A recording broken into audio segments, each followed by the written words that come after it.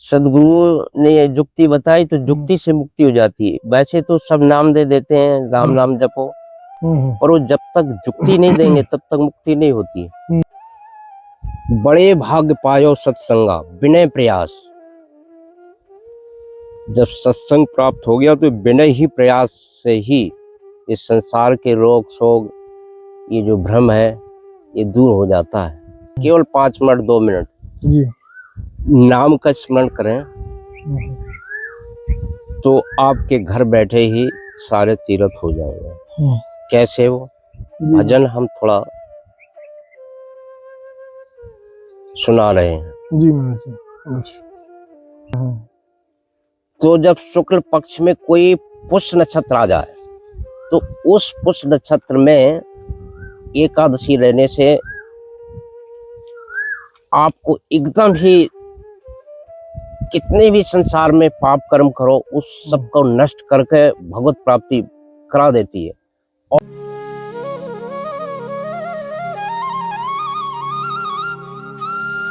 संत मिलन और हरि कथा तुलसी दुर्लभ दोई। जय जय श्री राधे। आप सभी भक्त वृंदों का एक बार फिर स्वागत है आपके अपने चैनल संत यात्रा में।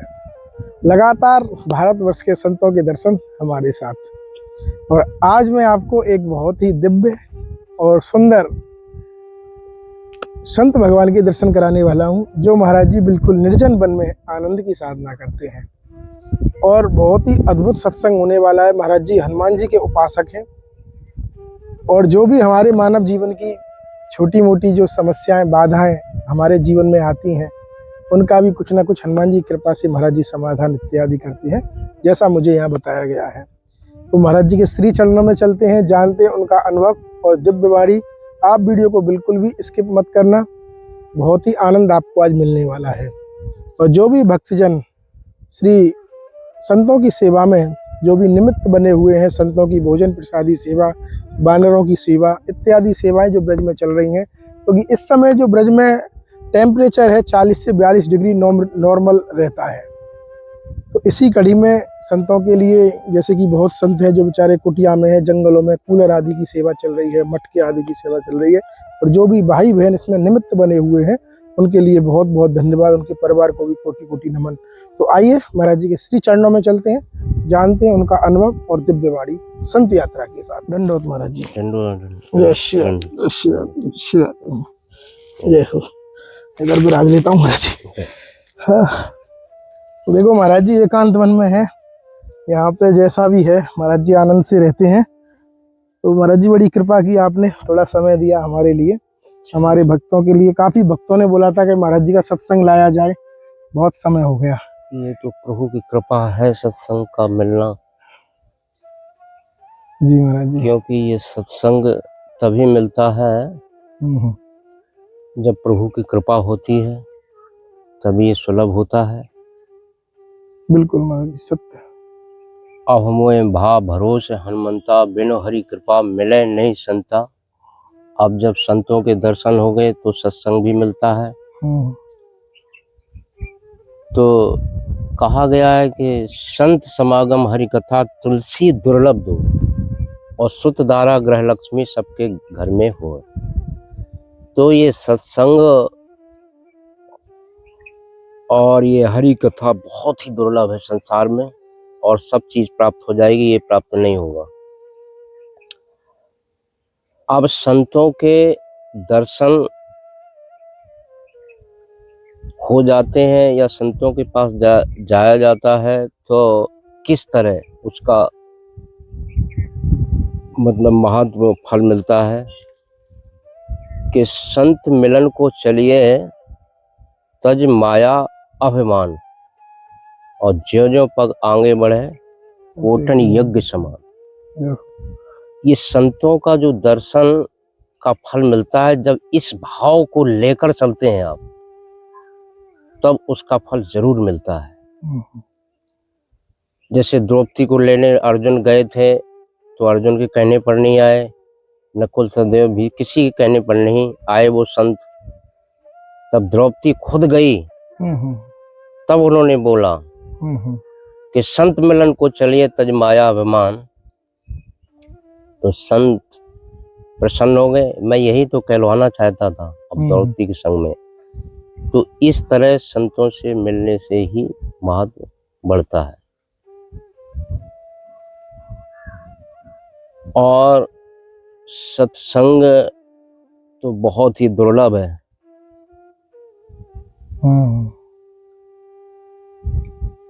सत्संग दुर्लभ संसारा, निमिष दंड भर एक ही बारा। बड़े भाग्य पायो सत्संगा बिना प्रयास। जब सत्संग प्राप्त हो गया तो बिना ही प्रयास से ही इस संसार के रोग शोक, ये जो भ्रम है, ये दूर हो जाता है। क्योंकि जो मोह रूपी अंधकार है ना, वो सत्संग के द्वारा दूर हो जाता है। जब मोह रूपी अंधकार ये दूर हो गया तो मार्गदर्शन मिलता है, हम उस मार्ग में चलते हैं। तो इस अपार संसार में भगवान की त्रिगुणात्मक माया इतनी विलक्षण बलवती है कि भजन नहीं हो पाता। तो भजन का एक सरल, बहुत सरल है जो उपाय यह है, नाम रूप लीला धाम, इन चार में से किसी एक को पकड़ लो जी। तो नाम को पकड़ने से सब कार्य बन जाते हैं। नाम रूप लीला धाम। जी। अब जैसे हम शरीर से शारीरिक शक्ति हमारे पास नहीं है, अब घर गृहस्थी में हम विचार कर रहे हैं कि हमें तीर्थ धाम करना है, कहीं जाना है, तो हम कैसे करेंगे? जुक्ति से ही मुक्ति होती है। तो नाम रूपी तीर्थ को पकड़ लो, वो सभी तीर्थ हो जाते हैं। जी।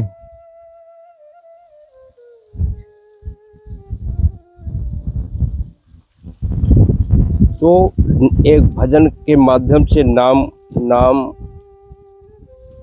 नाम का वो आया है। 5 मिनट 10 मिनट यदि श्रद्धा भाव से केवल घर में ही बैठ के केवल 5 मिनट 2 मिनट जी नाम का स्मरण करें तो आपके घर बैठे ही सारे तीर्थ हो जाएंगे। कैसे वो भजन हम थोड़ा सुना रहे हैं। जी महाराज।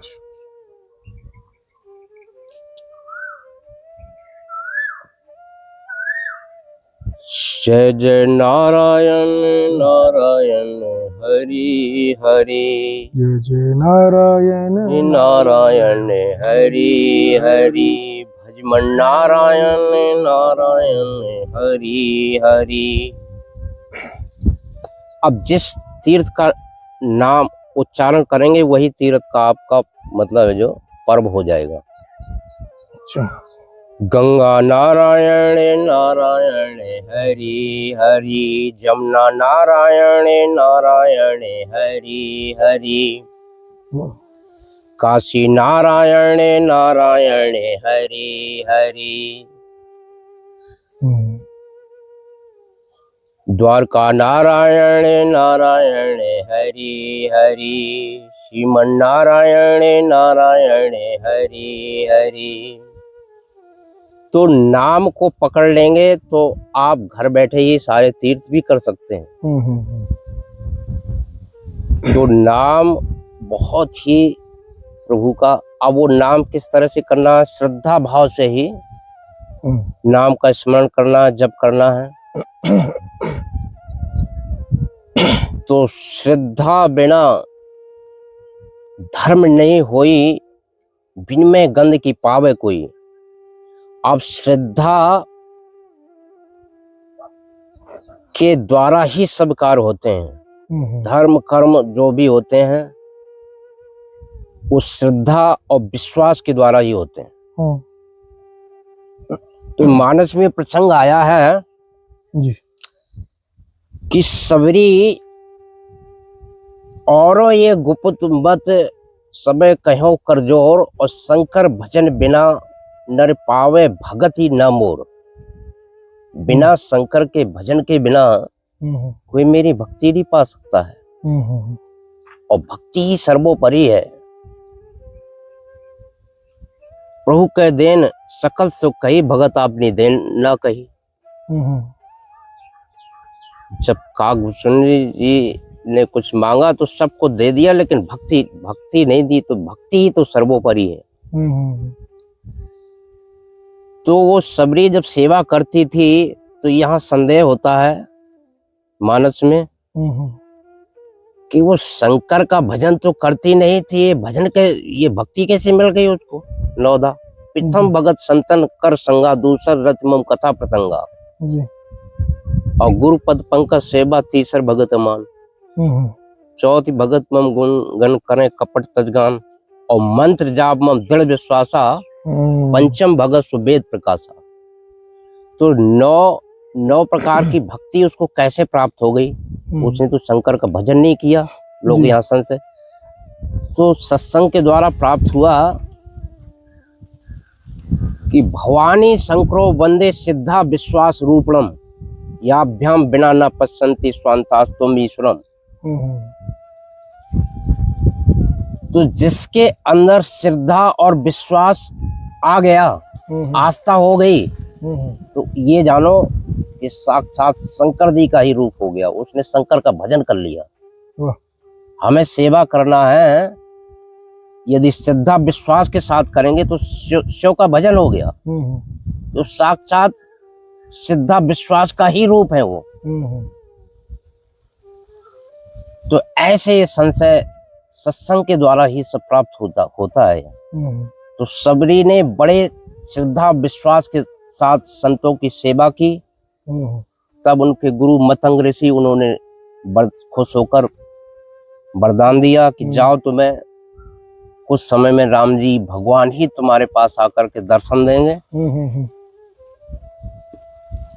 और तो इस तरह जो श्रद्धा विश्वास को बनाना है।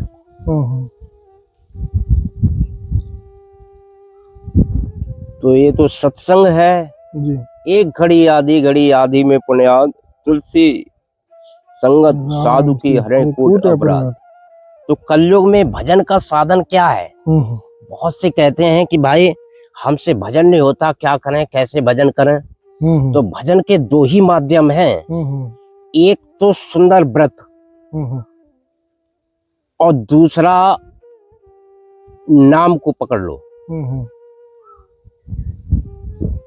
अब व्रत केवल आप एकादशी का व्रत रख लो। अब व्रत में कुछ नहीं है, हमको ये थोड़ी है कि शरीर को कष्ट देना है। एक दिन पहले स्वच्छता से, और दूसरे दिन व्रत रह जाओ, और सूर्य को जल दो। तो व्रत करने से ही सद्गति प्राप्त हो जाती है। ये एकादशी को वरदान है, और साक्षात भगवान के स्वरूप से प्रकट भई हैं। तो कलयुग में एक सरल साधन व्रत भी बताया है। व्रत में कुछ नहीं करना है, चिंतन करना है, और किसी की निंदा स्तुति नहीं करना है, और अपने हाथ से शुद्ध सात्विक आहार विहार करना है, प्रत्याहार करना है, और सूर्य को जल नहाते टाइम देना है, सुबह देना है, शाम को भी देना है। बस दूसरे दिन आपको किसी भूखे को भोजन जरूर कराना है, या कुछ आटा दाल जो कुछ भी दिया जाता है। तो ये व्रत तुम्हारा संपूर्ण हो गया। इस व्रत के प्रभाव से आपको घर बैठे भगवत दर्शन भी हो सकते हैं। कुछ एकादशी के व्रत में ऐसी बताई हैं, जैसे सबसे हाईएस्ट जो व्रत है, जो एकादशी त्रय स्पर्धा बोली जाती है। ये 1000 एकादशियों के बराबर होती है। अच्छा महाराज जी। ये एकादशी कैसे है? जो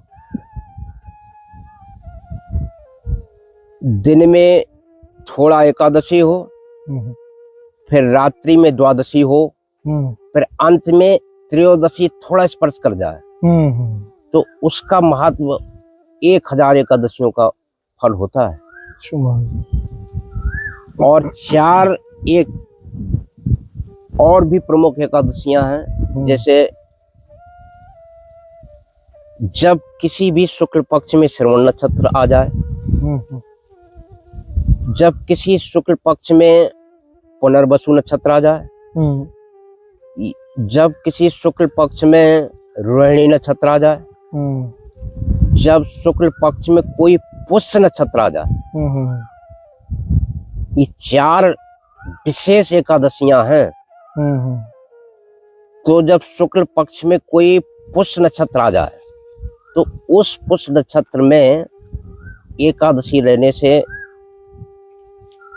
आपको एकदम ही कितने भी संसार में पाप कर्म करो, उस सब को नष्ट करके भगवत प्राप्ति करा देती है। और बड़े विधि विधान भाव भाव से यदि करोगे तो आपको भगवत दर्शन भी हो सकता है। इस एकादशी के माध्यम बताया। तो ये कलयुग में सबसे सरल उपाय है व्रत और नाम का चिंतन। 2 ही कलयुग में विशेष है। और नाम स्वेच्छा से, स्वतंत्र से 5 मिनट सुबह शाम जितनी आपकी श्रद्धा हो, बड़े भाव से किसी भी नाम को उच्चारण करके और कीर्तन करें। बढ़िया मधुर मधुर मधुर नाम से करें। तो इस तरह संसार से पार हो सकता है। और यही सरल 2 उपाय हैं। और ये नाम और व्रत, अब जब ये भी ना हो पाए तो ये सेवा सुमरन, सेवा लास्ट है कि सेवा आप जब बिल्कुल ही भजन नहीं किसी दशा में हो पा रहा है, तो आप सेवा किसी भी संतों की किसी भी सेवा के लिए आप तत्पर हो जाएं। और उस सेवा के लिए तन मन धन, जब आपके कुछ नहीं तो आप बस संतों की जूठी पत्तल उठाने लग जाओ, बस उसी में आपका कल्याण है। और ऐसा बताया गया है जी कि इस मतलब है तन मन धन से सेवा करना, तो सेवा करने से ये मतलब है जो भजन हो जाता है। तो जैसे हमने किसी तीर्थ धाम में या किसी संत समाज में भंडारा करा दिया हमने, तो एक संत को भोजन कराने से आपको 10वांश मिल जाता है। 100 माला में आपको 10 माला मिल जाएंगे। जब आपने 100 मूर्ति को करा दिया तो आपको 10-10 माला सभी संतों की मिल जाएगी। निश्चित ये शास्त्रों का प्रमाण है कि एक संत को या किसी भूखे प्यासे को भोजन कराने से उसका 10वांश फल मिल जाता है, ऑटोमेटिक मिल जाता है। तो सेवा का भी बड़ा विशेष महत्व है। तब तो सबसे प्रथम नाम, व्रत और सेवा, 3 मुख्य, 3 में से किसी भी जो साधन सुविधा तुम्हें समझ में आवे उसको अपनाएं, तो बिना ही प्रयास के इस संसार से पार हो जाएगा। ये निश्चित है, सद्गति प्राप्त होगी, भगवत प्राप्ति भी हो जाएगी।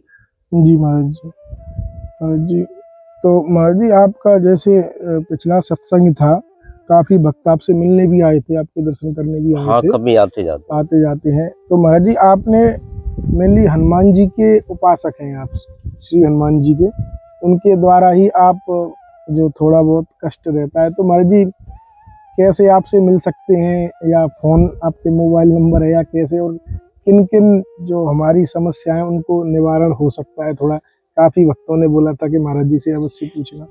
देखो, निवारण तो सबसे प्रथम हम फोन के द्वारा ही बता देंगे समाधान। अच्छा, प्रथम जी जी जी। आने जाने की कोई जरूरत नहीं है, हम्म। केवल दिशा बताना है। हम्म। दिशा कैसे, जैसे किसी, देखो एक दृष्टांत बताते हैं हम्म। कि तोता राम राम रटता है, पिंजड़े के भीतर है। हम्म। तो किसी ने कहा है राम राम रटता है, फिर भी ये बंधन में पड़ा हुआ है। हम्म। तो गुरु मंत्र दे देते हैं, राम राम करो, जप करो, लेकिन गुरु जब जुक्ति बताते हैं तब वो मुक्त होता है। जुक्ति से मुक्ति, वो कैसे? तो तोता से कह दिया कि तो जब सुबह रोटी लेने आवे तो तू उस पिंजड़े के भीतर उल्टा लटक जाना। जब वो रोटी और दूध लेके आई पिंजड़े के भीतर, तो उसने देखा यार तोता तो मर गया। अब उसने हाथ डाल के तोता को पकड़ा और बाहर ऐसे रख दिया, और वो फर देना उड़ गया। तो गुरु जी ने युक्ति बताई, सदगुरुओं ने ये जुक्ति बताई, तो जुक्ति से मुक्ति हो जाती है। वैसे तो सब नाम दे देते हैं, राम नाम जपो, पर वो जब तक जुक्ति नहीं देंगे तब तक मुक्ति नहीं होती। तो इस तरह मतलब भक्तों ने कहा है, तो पहले हम संपर्क करेंगे मोबाइल द्वारा उस मार्ग आप को। पे मोबाइल नहीं है महाराज? मोबाइल आप पे मोबाइल हो तो आप मुझे नंबर बताएंगे तो मैं डायरेक्ट उनको दे सकता हूँ, इससे आपसे मिलना चाहते हैं फिर। एक तो हम विरक्त महात्मा हैं, 55 के साधु हैं। जी जी जी जी। हम थोड़ा संपर्क मोबाइलों से कम करते हैं। हमारा इसीलिए बोल रहे सीधे हैं महाराज जी, वो आ सीधे जाएंगे फिर तो लोग जो। पर ठीक है, हम किसी तरह पहले हमारी उनसे बात बताओ। जब उनके कोई समस्या होगी तो मोबाइल द्वारा हम बता देंगे, मार्गदर्शन करा देंगे क्या करना है। प्रथम पहले तो हम बिना अब कोई दूर रहता है, कोई पास वाले भगत जगत है, तो पहले मोबाइल के द्वारा हम 2 शब्द उनको बताएंगे। मोबाइल है नहीं महाराज जी आपके पास, कैसे संपर्क करेंगे? हम आपके पास रहते नहीं, आप कहाँ हम कहाँ, यही तो मैं कह रहा हूँ। या तो हम उनको एड्रेस बता दिया करें, भाई महाराज जी वहाँ रहते हैं, आप आ जाइए, जिनको मिलना होगा वो आ जाएंगे महाराज जी। दिक्कत ये है ना महाराज जी, हम भी आपसे दूर रहते हैं काफी, आप यहाँ अपने निवास एकांत वन में रहते हैं, हमें भी नहीं मिलते कभी कभी तो आप तो ये है कि भक्तों को बता देंगे तो महाराज जी मूल जो ज्यादातर समस्याएं हैं, जो आजकल घरेलू समस्याएं चल रही हैं, व्यापारिक है और घर में ये सब रहता है, उल्टा सीधा आजकल चल रहा है, जैसे भक्तों के बेचारे जो परेशान है वही फोन करते हैं महाराज जी, तो उनका निवारण वो किसी तरह हम उससे बात कर लेंगे, लेकिन आप हमें बता दें जिस भक्त की समस्या है। जी जी हम उससे बात करने के बाद ही उसको जी बताएंगे। ठीक है महाराज जी। और ठीक है, वैसे अब चतुर्मास आने वाला है और जमीन में तो लेटा ना जाएगा। एक छोटा पलंग सा आता है, छोटी प्लाई वाला, और हमें स्वयं पाकी है, हम अपने हाथ से भोजन बना के ठाकुर जी का भोग लगाते हैं। गोपाल मंदिर में रहते हैं हम। जी जी। तो हमको एक बड़ा सिलेंडर और चूल्हा चाहिए और एक पलंग। इतनी सेवा कर सकें तो ये ठाकुर जी को समर्पण करो। ठीक है महाराज जी, एक बड़ा सिलेंडर और चूल्हा हो, दोनों चूल्हे हो, 2 गैस वाला हाँ। चूल्हा और एक पलंग महाराज जी। हाँ बस, और उसके साथ में एक मच्छरदानी भी हो बढ़िया सी। हाँ, तो हमारा चतुर्मास व्यतीत हो जाएगा। वाह महाराज जी। और वैसे तो हम निरंतर भजन ही करते हैं, लेकिन चतुर्मास में ऐसा होता है कि एक ही जगह 4 महीने स्थिर रहा जाता है। और बरसात आने ही वाली है, ईंधन की कमी होगी, तो सेवा के माध्यम से आपकी भी हो जाएगी, हमारा भी अनुष्ठान पूरा हो जाएगा। नहीं नहीं, बिल्कुल महाराज जी, अवश्य महाराज जी, किशोरी जी की कृपा से बाकी अवश्य। हमको कोई इच्छा नहीं है। नहीं, अवश्य महाराज जी, आपकी सेवा हो जाएगी, श्री जी ने और चाहा। ये सत्संग है, एक घड़ी आधी में पुण्याद, और तुलसी चर्चा राम की हरें कोट अपराध। तो कहते हैं कि अष्टादश पुराणेश व्यासस वचनद्वयम परोपकारा पुण्याय पापाय परपीडनम।